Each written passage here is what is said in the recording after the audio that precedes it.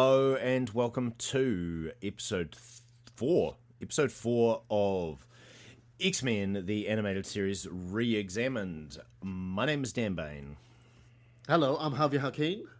And this is our podcast where we go through episodes of the X-Men animated series and have a little bit of a chat about them, a re-look, re-examine, and find out if a show, what we liked when we were children, is still good as we are adults. Yeah. So far, it's going all right.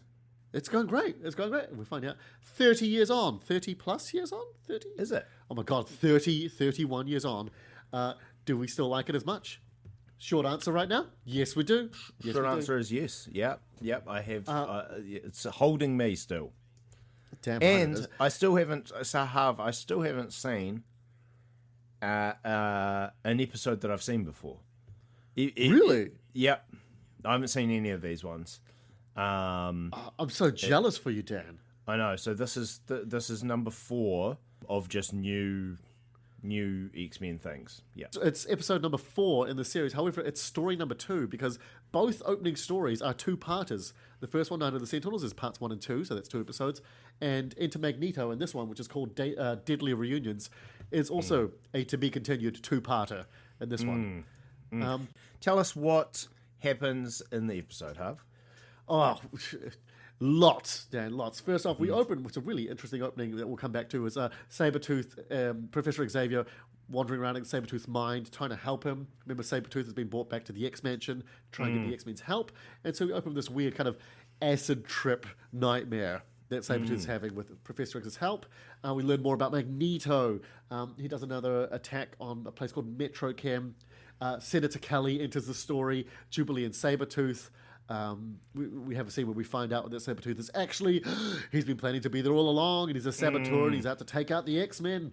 And we leave with Wolverine losing in a fight, and Magneto promising to pit everything he can against Professor X and his X-Men. Lots to go on in this episode.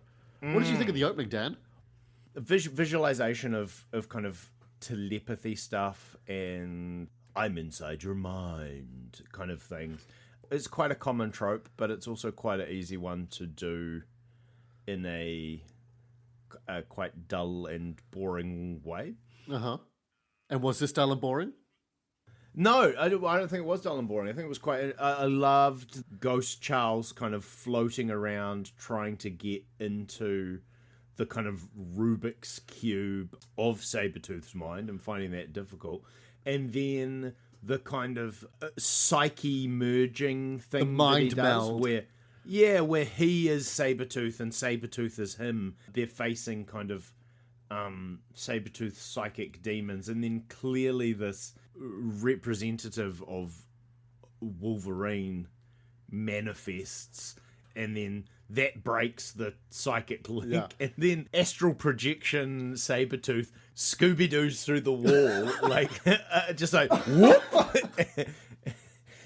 and Charles was like, "No, come back! Oh, we were just making progress." Oh, he's in my battlefield as well. This is where I shine. You're making me look like a dick here, Sabretooth. And there's a really interesting kind of thing with Professor X, therapist to the stars. That'll do for today, Sabretooth. That'll do for today. Yeah, great. I think we've made a lot of progress. Yeah, when I saw that scene, like, you talk about the visualization of like Sabretooth's in this concrete cube and Professor X is floating around it trying to get it. Imagining the director telling the animator, "This is what I want," and the animator furiously trying to make it happen with the technology of his time. He's like, "This is the best I can give you with like the animation of a rotating cube, and I want everything spinning." We've got 3 guys, like right? We've got 3 guys, and they're going to draw it by hand. Does the cube really have to go anti-clockwise while the environment goes clockwise? Yes, I want this acid trip on 2 axes. All the axes, please. Oh, gee, okay. I thought it was quite a bold opening for a Saturday morning cartoon show. And also the demons that we see Sabretooth see in his mind. So they start off as humans that are ridiculing him, and clearly they morph into the demons he sees them as. And also that representation of Wolverine. I just would have loved it if Professor X was like, "That's how you see Wolverine? Me too. He's such a little shit, isn't he?" Yeah. Get out of here. Look at us getting on. He never does what I tell him. It's not your fault, son. It's not your fault. Yeah, I like that the Wolverine, like one character like pokes him with a stick in his mind. Yeah. Which I thought of you immediately because Dan always likes he's quite fond of the idea of something, of someone not liking something and poking it with a big stick to get it away from them. I want to see if it'll do something. I do find the idea of poking someone with a stick very funny. Yeah, he's downplaying this so much. He fucking loves it. I love it. I really do love it. And the longer the stick, the funnier I find it. There's you can't see, but he's making a graph with his hands. Here's the length of stick versus hilarity achieved. Yeah. Well, yeah, exactly. But it peaks off because we have to be able to see. It can't be so long that you can't see the person who's controlling it. They have to both sit in the same visual plane. So it has to be very clear so you can see the disdain and facials of both. The poking and so you can see both the attitude of poking and the reaction to it. Yeah. But at the maximum distance, that's the nothing funnier. Dan loves it. No, I mean, don't even bother. If you don't know what to get Dan for his birthday, get him a stick. I've done the maths. Poke at. So Professor X finishes his bedside therapy session, and then he goes to debrief Cyclops, Wolverine, and Storm, who've just come back, if you remember, from disarming nuclear warheads. That's right. I like that he was like, okay, I'm going to go for a therapy session right now. I hope it all worked out with the nuclear warheads. Okay, don't interrupt me. I'm with a client. One thing I said, I said in the last episode, if you remember, that I said, remember that when we leave Storm, Wolverine says she's exhausted, she's sleeping. I love that in this episode, they're having a debrief, and the first time we see Storm, she's got a cup of coffee. Yeah. So, she's like, I just need a cup of coffee, then I'm back in the fight. Yeah, it's a got bit by a dog kind of moment where it's just, it takes a moment to reference. Oh, yeah.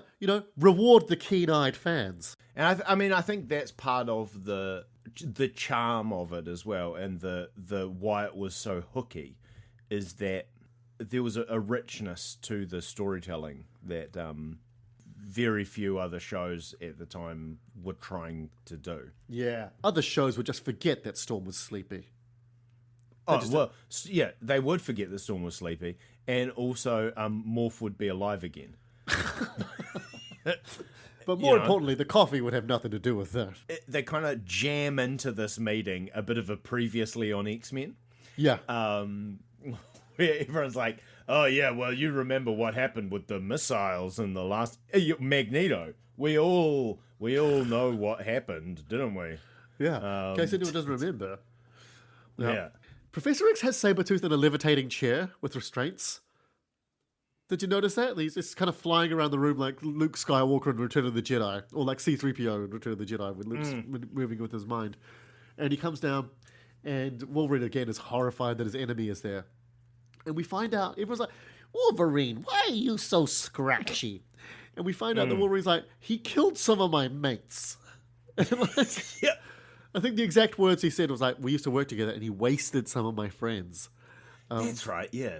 And I was like, okay, we all know what he means there. He, like, Sabretooth murdered some people that Wolverine knows. And no one stopped to go, oh, hold on, what? We got a murderer here? Hold on. Yeah. Wolverine, talk more. And they just kind of shut him down with the, well, in here, there's no past murderers. We go through the ideals of the Xavier School here. Well, if they're a mutant, it doesn't matter. It doesn't matter what they've done. There's some real identity politics, right? Yeah. We take care of our own no matter what. Yeah. I like when so Professor X says something about like, I've been working with Sabretooth and he's going to try and work with us and he's coming around, and Sabretooth does this real hammy, oh, that's right, Wolverine, aren't you going to come and kiss and make up? I'm one of it. And it's got this real, when like if you had a sibling, if one was in trouble and one wasn't, and you could just gloat in a way of like, I am golden, you can't touch me, but you're fucked.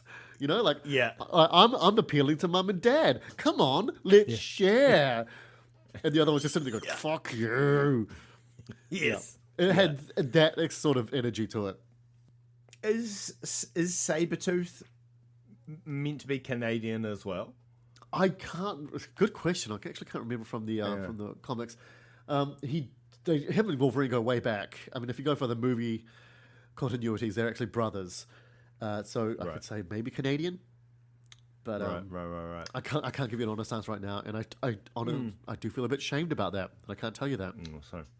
Yeah, it just kind of amused me that it's like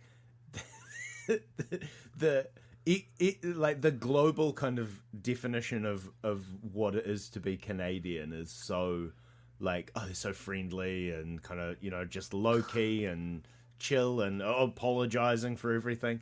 Whereas in the X-Men reality, like being Canadian equals like they're a psycho. They were raised by wolves. Yeah. They're feral. They can't shave. They're just their anger issues are through the roof. Yeah. They've all got PTSD. Totally. Yeah. Interesting fact. Before this X-Men animated series, this is 92. In 89, they tried to do another X-Men series. They did a pilot. That's all as far as they got. It was called Pride of the X-Men. And in that one, Wolverine had an Australian accent. Oh. For some reason. If we will do our best to try and find... I could find you a link, and we'll put it in the description of this episode or wherever we post this thing, so you can go see. And it's so bizarre. They're like, Wolverine, why don't you like them? He's like, oh, this guy just ain't an X-Man. And it's so jarring. You must watch it. Yeah. Yeah. That's on my list. Yeah, please go watch it. And so they leave Wolverine, and Wolverine says, yeah, that's right, if he's here, I ain't gonna be. So, again, add a tally to every time Wolverine storms off, forgetting about the team and his commitment to the team and the X-Men. Yeah. So he leaves. There's a bit here where Professor X says, enough of this, we've got a more pressing problem. And Cyclops, like a teacher's pet, just stands up and goes, Magneto. Like, I knew the answer, Professor X. Give me a chocolate fish. Yeah. That's why I'm house captain. Yeah.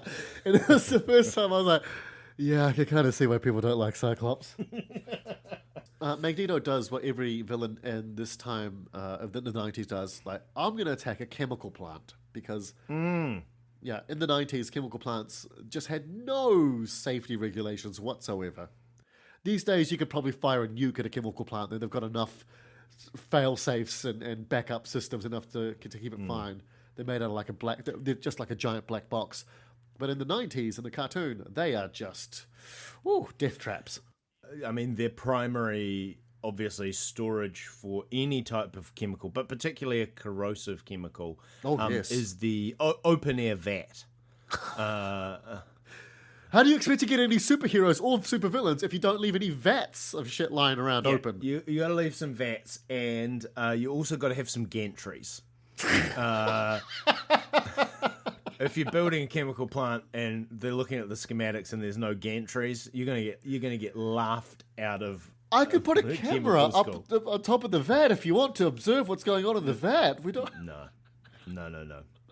No, we got to get up there with the dunking bucket.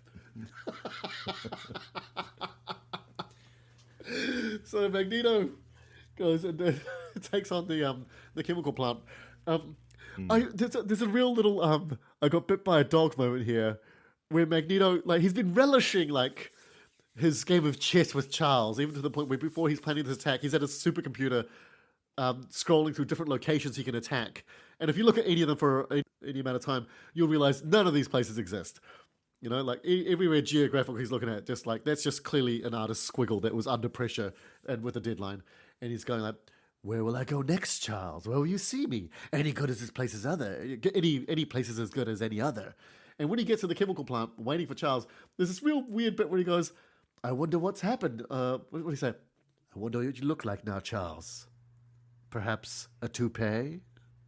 That's right.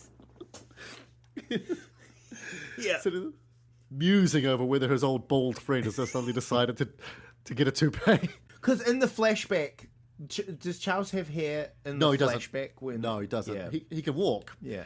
They used to work in a military hospital together and secretly would help people with their powers.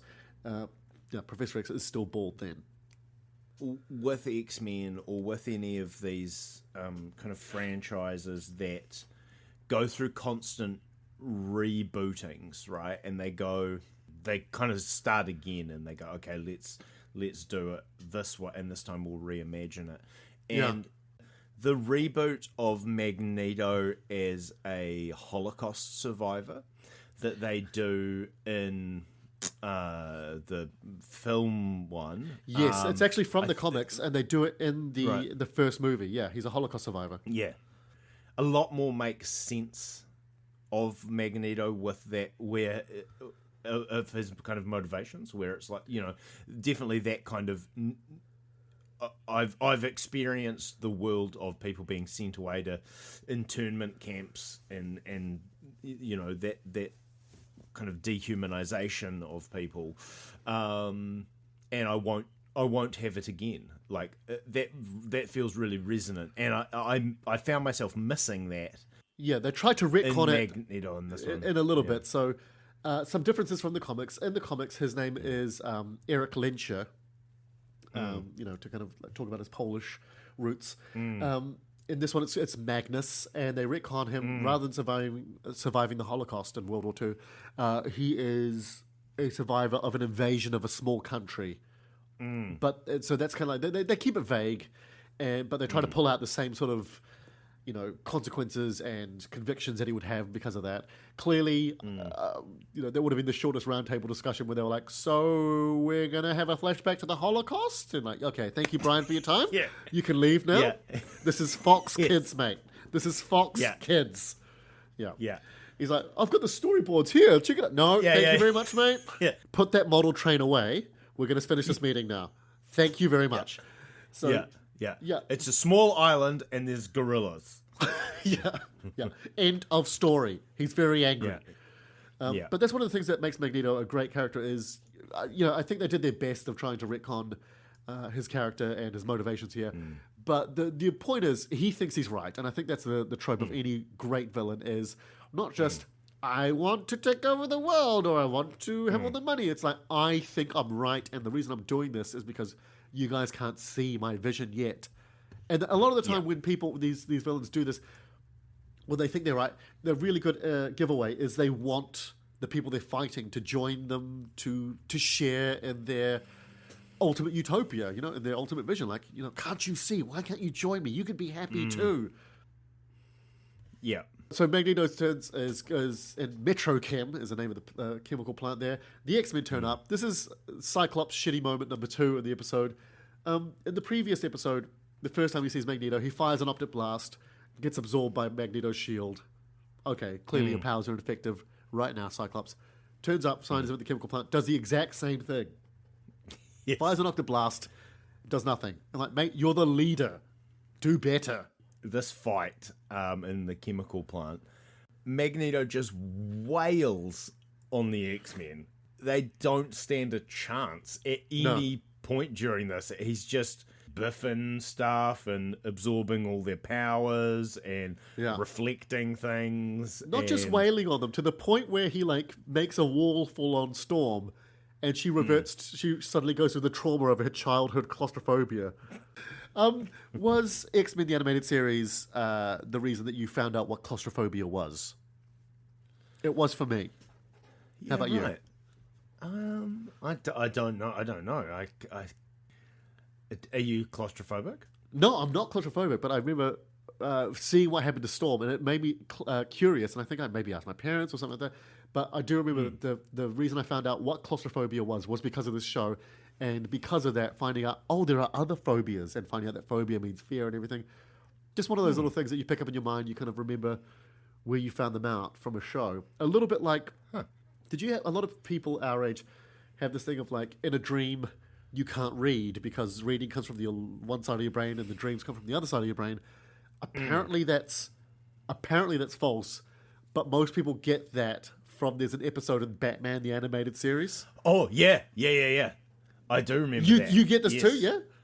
Yeah, I remember that moment, and being like, oh, right, okay, you can't read in dreams. Yeah, I'll take that fact and squirrel that away. And No, I definitely remember that was a... trivia learnt from cartoons, and so it's incorrect, is it? I think someone debunked it. I actually haven't done a deep dive Google into it. Listeners, let us know in the comments or write to us and let us know. Can you is read it in true? a dream? Can you read in a dream? That's what we'd like to know. So Magneto's wailing on Storm, Cyclops, who faced him before, and Rogue. I just wrote down in my notes here, Rogue rules. Rogue, she does get taken out, but she's the one that comes to the aid of Storm and Cyclops, and with quips. Like, Magneto throws her into all these barrels, and as she's getting out of them, she just goes, you just can't get close to some men. Yeah. I think, like, being almost... so, Rogue has super strength. Super strength and right? flying. Yeah. And can fly, but that's actually because she actually has an absorbing power, and she over-absorb someone or something? Yes, you're absolutely right. Yeah. She held on to a superhero called Ms. Marvel, Carol Danvers, for too long and permanently absorbed Ms. Marvel's ability to fly and be super strong. Right. Because she comes across as being almost invulnerable, right? She practically is. I guess, it's like Superman level invulnerability. She's going to get up from everything. I buy that she's so strong that you can throw her into chemical barrels, and the in the first episode, I think, when the Sentinel smashes her into the ground and she leaves the imprint and stuff like that. But you would imagine that you could still, for example, shoot her with a gun, right? Like, because like like strength wouldn't, like, it's not like she's bulletproof. Yeah. I mean, it's cartoon level Superman here. I mean, we're not going to find that out in this cartoon because there are no lead shooting guns in this series. There's everything's going to be laser bolts. I agree. She's such a fun character, and the fact that she is kind of invulnerable, she can be thrown around, and everything that would usually be an injury is an opportunity for her to showcase her charm and kind of her plucky nature. Oh, it's Rogue. Homespun wisdoms. Yeah. Oh, she had some other great quips in this one. Like, oh, what is it? Magneto, he don't let the grass grow under his feet. What does that mean? What does it mean? Fuck it. You can say what you want, Rogue. We're all with you. There's a lovely moment of friendship here where she gets up, dusts herself off, makes a quip, but then sees like Storm's hand just sticking out of the rubble. Yes. And she gets genuinely like, oh my God, no. She thinks she's dead. And it's a real nice moment of showing how good friends they are. And she goes saves Rogue, and then she finds Cyclops unconscious. He's not breathing, and she gives him mouth to mouth. And I did love this little tease that they give you where she gives him mouth to mouth, and there's no animation of draining strength or powers. And for a second, you almost go, wait a second, she's supposed to steal his, and then suddenly her eyes start shooting the optic blasts. Yes, which is great. Yeah, and just everywhere. It's like she's never met Cyclops. Imagine like a fire hose coming out of your head. Okay, here's a question for you. Yes. When you are Cyclops, yes, i.e. you've got your optic blasting power, yeah, and so the visor allows him to release it, and also his little glasses that he wears means it kind of turns it off. Well, okay, so yes, I can see what you're going to. Let me tell you a bit about this, explain it, and see if that answers your question. So Cyclops' power is when his eyes are open, he shoots out optic blasts. They're concussive, they're not heat-based. If you want to go into the real intricacies of it, what he's doing is his head is actually a portal to another dimension, and this is the energy escaping from that dimension. Right? Okay, cool. So Cyclops is actually immune to his own power, so he can't be hurt by his own power. So that's why when he shuts his eyelids, he's not blasting his eyelids off. Right. He shuts the portal. He shuts the portal by shutting his eyes. He's invulnerable to that power, and he gets his power from the sun as well. A bit like Superman. Anyway, the glasses / visor he wears, the red stuff is ruby quartz, and this is something that nullifies the optic blast, on the spectrum of the infrared, whatever. Sure. It stops it.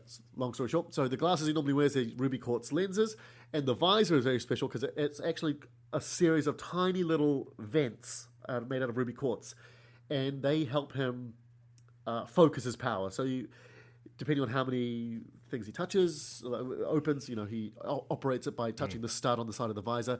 He can open a tiny little window for fine beams, or like open it wide open. Some of the coolest moments in the comics I like is when he actually rips his visor off to just have complete unfiltered power coming out of his head. So actually, his visor controls the optic blast. It doesn't amplify it. It just focuses it, it constricts it, it controls it.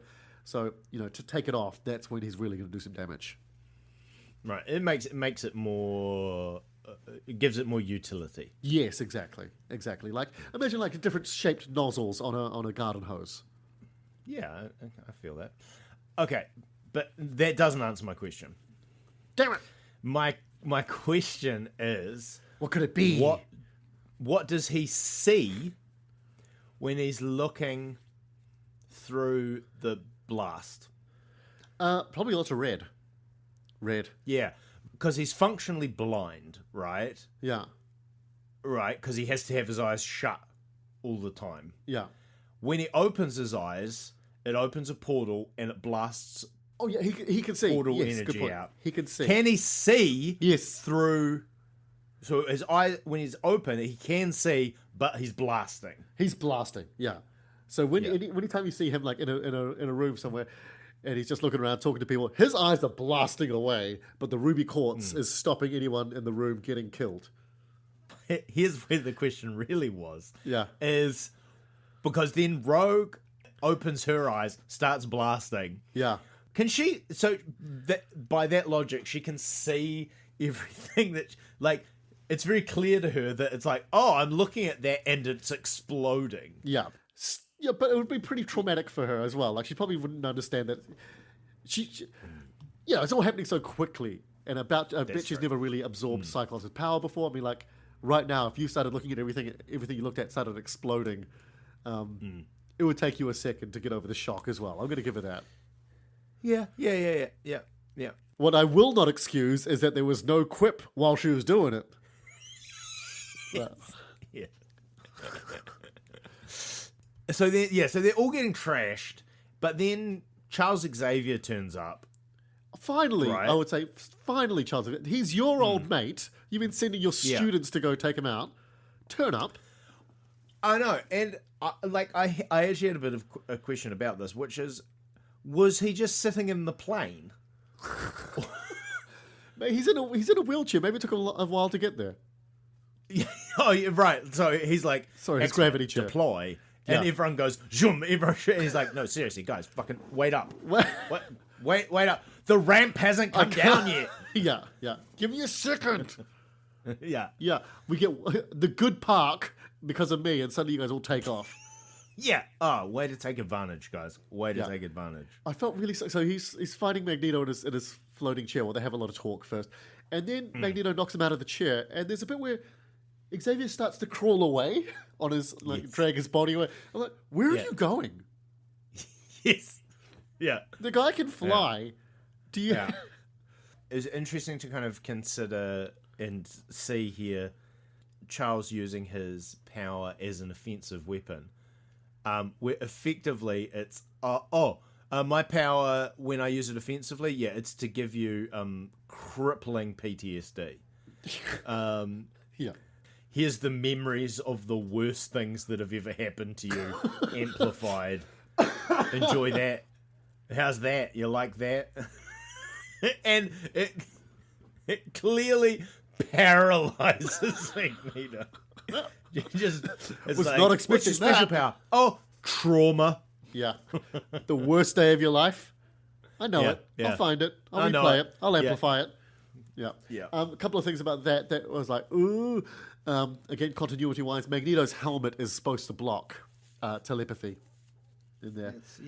Number two, I hope that is a trope that Charles Xavier keeps up.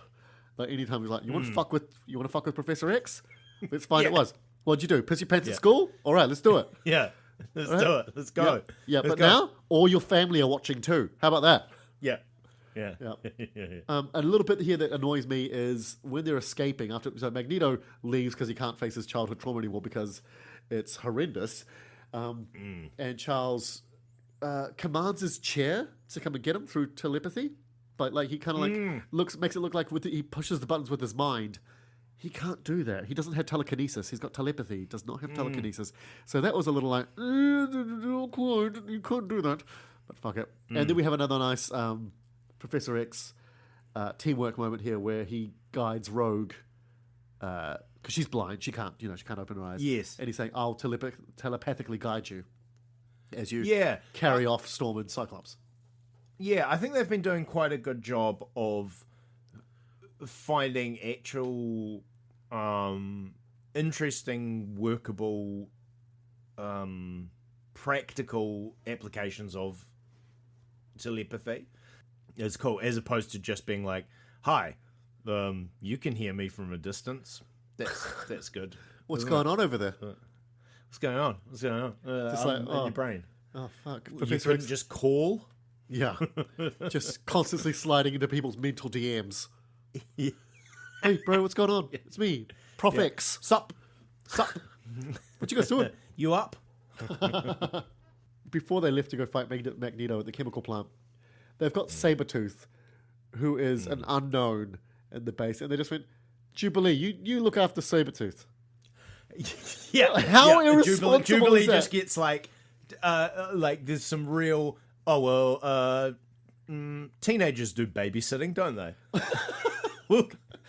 We'll get Jubilee to babysit. Don't worry. If anything goes wrong, he's only killed some of Wolverine's friends. I'm sure you can take him. Yeah. Our phone number while we're This out. is and, this is the number of the fight we'll be at.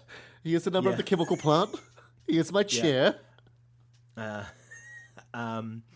Obviously, there's food in the fridge. You just help yourself. When they come back from the chemical plant, they do a little weird debrief where they go and get coffee. They come back off the Blackbird and they go and get some hot drinks that come out of a wall. And Cyclops goes, it's good to be home. And then, then they sit down on the bed. And then I actually laughed out really loud at this, where Rogue talks to Cyclops about her giving him mouth to mouth, and she goes, "Hey, Cyc, we'll have to do that again sometime soon." And he just goes, "Oh, well," and that's all he says. He just gets dumbfounded. Cyclops is maybe the least sexual, I think, of the X-Men. Like, if it goes on a spectrum, Yeah. right? You've got Gambit at one end and Cyclops at the other. Even Which is Beast the is hornier. X-Men spectrum of who fucks. So Sabretooth clearly, obviously, manipulates Jubilee into letting him escape. Wolverine, it did not leave. He's been hanging around the shadows, popping around in and out of frame. Him and Sabretooth fight, and Sabretooth mortally wounds. Could you say mortally or heavily wounds? Critically wounds Wolverine and leaves. Yeah, we've got another moment where Wolverine is stopped from doing slicing. Yeah. Charles Xavier comes in to stop it. And we also, something that I've really noticed across the series so far is that in this world, no one grounds their electrical equipment. Like, everything, as soon as someone does the slightest bit of damage to it, it just sparks non-stop. And so whether Wolverine's chopping up a computer or getting thrown into it, or Jubilee's touching it, everything is just massive electrical discharge. Yeah, I can just imagine an electrician being shown around the X-Mansion, just shaking his head and just go, "Yeah, that's not up to code. That's I know. Yeah, it's I gonna take a can't few tag months." any of these. This is it'll be my license if someone comes in. No. You've got to put the extra prong on these plugs. Do you know about it? It's grounding them. Yeah, we can't have that. No? Is she shooting lightning out of her fucking hands? What's it? Yeah. Is she? Tell me she can control the amplitude of that. Apparently she can. So Silver lining. yeah, I'm not sure. I'm not sure what kind of shoes is she wearing. Silver high heels. Yeah, The most conductive okay. footwear known to man. So yeah, now we're left with another. That's what I love about the X-Men. Again, like we talked about it earlier, is it's not reversing to the status quo every episode. We've got Wolverine. You know, for a guy that we all know he's got a healing factor. I think we're all a little bit. You know, he's going to be fine. Obviously, Yeah, come on. He'll be fine. But you know, the characters in the show don't know that, and they're all gathering around his bed, and it's all very sad. If we don't, if we are a viewer who doesn't know about Wolverine's powers, there's a very easy read that his powers are he's got knives in his hands. Yes, actually, good point. He's not actually said. Yeah, and he's got super smell. Like, True. Those you know, uninformed viewing could very easily go, that's what his powers are. Yeah, and you know what? If you could easily be mistaken for thinking that, and if you did think that, you're probably thinking he's done really well with that skill set. Yeah, Like, it was either join the X-Men or be a shit hot chef. Yes. Yeah. You got knives in your hands and you can smell when something's off. What was your favourite bit in this episode, Dan? Oh, two things. There's this one moment where Charles is in his little chair behind a desk. It's near kind of the start where he's having a chat, and then he goes to leave, and instead of going around the desk, he goes bzzz up and then goes zoom over it. I'm just like, I found it so funny. He's quite dignified. He could have held this meeting with him up there the whole time. He came down to our level, guys. We're very lucky. And then he just bzzz and over. Yeah, I really like that. And the other bit was, do you know that Patton Oswalt bit, which is about it's about how he goes to an open home and there's clearly been an orgy. Yes, and Fuck Squatch runs off into the woods. Yeah. Yes. Yeah, and Fuck Squatch runs off into the woods. That was all I could think about when Sabretooth runs away at the end, out of the mansion. We will find the woods. We will find a link to Patton Oswalt's Fuck Squatch story so that you can understand what we're talking about. But that is fucking hilarious that you saw it. I was just like, oh, there goes Fuck Squatch. Oh shit! Oh, yeah. That's So really funny. I love that. That was a fun bit for me. Oh, man. And then the way this episode wraps up, everything just failed. Like pretty much everything they've attempted to do in this episode has gone badly. Yeah. They weren't able to stop Magneto. They weren't able to turn Sabretooth or get anything useful out of him or turn him into a good person. Wolverine is in the sick bay. Yeah, every thread has kind of led to kind of a failure here, which is a mature choice, I think, in terms of that. And then we finish off with Magneto just monologuing, and he says, mutants will come to me by the thousands. We will destroy you. At that point, the number of mutants that we've been exposed to has been really limited. I try to watch this with the mindset of someone who doesn't know stuff and is just kind of, and so you could quite easily be like, oh, it's like Teenage Mutant Ninja Turtles. There's 4 people on this team and there's 4 people on this team. Yeah. You know, there's Shredder, Bebop, Rocksteady, and Krang, and there's the Turtles and Splinter. Yeah. You know, and that's the constant kind of push between them. The rest of the world is kind of normal, it's kind of default. And then when it's like, oh no, there are thousands of mutants, then the scope of the storytelling expands. Yes, you could think that. Or you could also think, is Magneto just being really petty, like after a breakup, where he's like, well, I'm going to go fuck 1,000 girls. I'm glad we broke up. Yeah. I know what you mean, though. Yeah, no, it's suddenly where you realize, like, oh, this they're a huge. This is going to affect so many people. Who wins the outcome of this war? Are all these thousands of mutants going to be able to survive with the X-Men and under Professor X's vision, or is the rest of humanity going to be enslaved?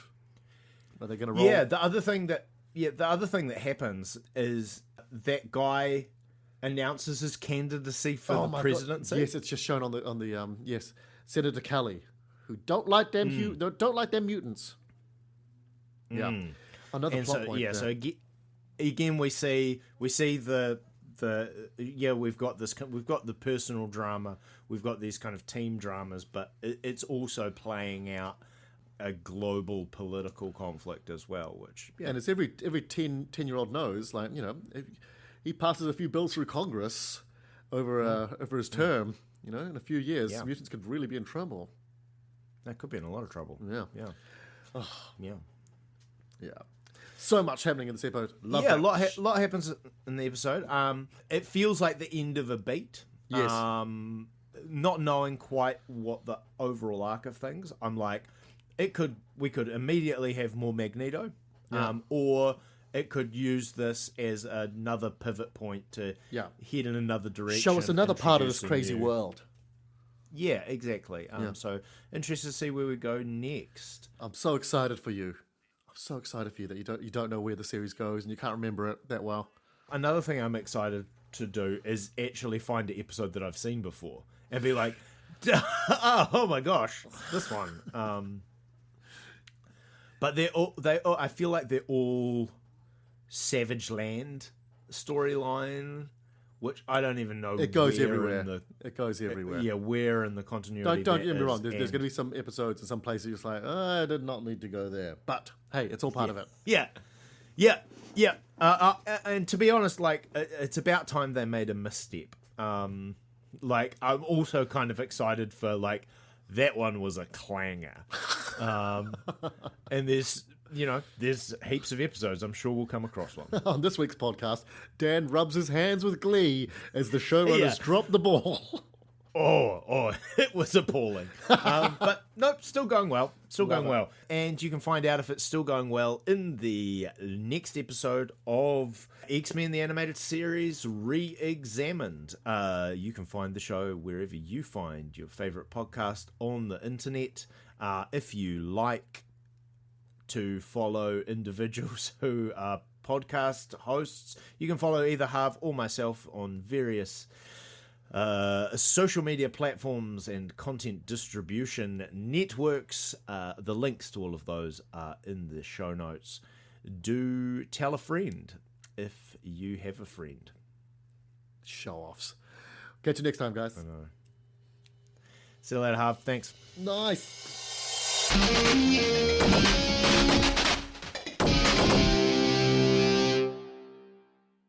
Are podcasts too interesting, especially if you use them to fall asleep?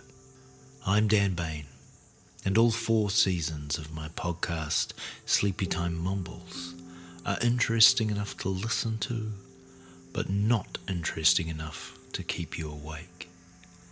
Sleepy Time Mumbles, a podcast you can miss, wherever you get your podcasts.